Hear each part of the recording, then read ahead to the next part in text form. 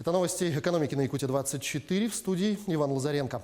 По мнению экспертов, рубль вновь заметно снижается к доллару и евро на фоне сохраняющейся нестабильности на мировых рынках капитала, в том числе на нефтяных площадках из-за опасений негативного влияния китайского коронавируса на мировую экономику.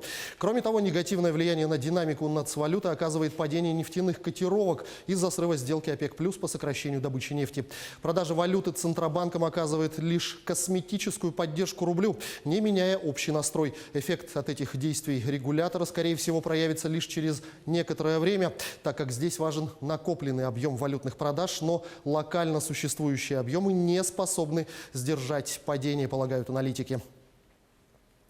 Но ставки по льготным ипотечным программам останутся на прежнем уровне, независимо от ситуации на финансовых рынках и общей кредитной политики банков. Об этом заявил замминистра финансов Алексей Моисеев. Он заверил, что действующие государственные программы для семей с детьми, инициированные президентом Владимиром Путиным, никакие изменения вноситься не будут. Все обязательства будут выполнены, пообещал он. Замминистра также напомнил, что многодетные семьи могут претендовать на списание долга по ипотеке в размере 450 тысяч рублей.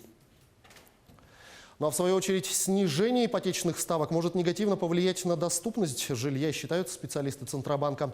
Как отмечается, рост объемов жилищного строительства до 120 миллионов квадратных метров к 2024 году во многом опирается на значительное увеличение покупок на первичном рынке за счет ипотеки. Снижение ключевой ставки Центробанка и, соответственно, ставки по ипотеке рассматривается как один из инструментов повышения доступности жилья. Однако аналитики Центробанка отмечают, что слишком низкие ипотечные ставки могут даже ухудшить доступность жилья. Если спрос в отдельном регионе будет расти быстрее предложения, то низкая ставка спровоцирует лишь рост цен на недвижимость. Кроме того, форсированный рост ипотечного кредитования может вызвать увеличение числа заемщиков с невысокими доходами, из-за чего вырастут риски финансовой стабильности и макроэкономической устойчивости. Для решения жилищных проблем россиян нужно, по мнению Центробанка, ориентироваться в первую очередь на устойчивое повышение доходов населения и на снижение себестоимости строительства. Дополнительным вариантом решения жилищного вопроса может стать развитие рынка долгосрочной аренды.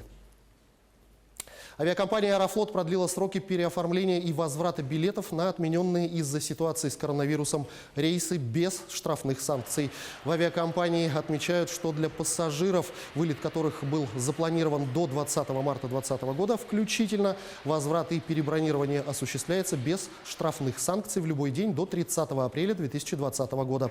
Для пассажиров, вылет которых был запланирован после 21 марта, обмен или возврат билетов без штрафов возможен в течение всего срока действия билета. Авиакомпанию, которая займется перевозками на Дальнем Востоке, создадут на базе компании «Аврора». Управлять ей станет Ростех. Летать стабильно перевозчику помогут обещанные субсидии, считают эксперты.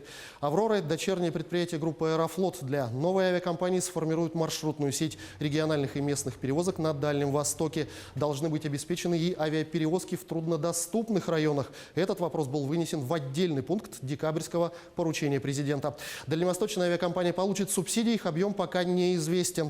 Также нужно будет определить потребности перевозчиков в воздушных судах по их типам и вместимости. Придется учитывать сформированную воздушную сеть, чтобы самолеты не простаивали и летали загруженными. Предполагается, что использоваться будут самолеты исключительно российского производства. На этом у меня все. Будьте в курсе экономических событий на Якутии-24.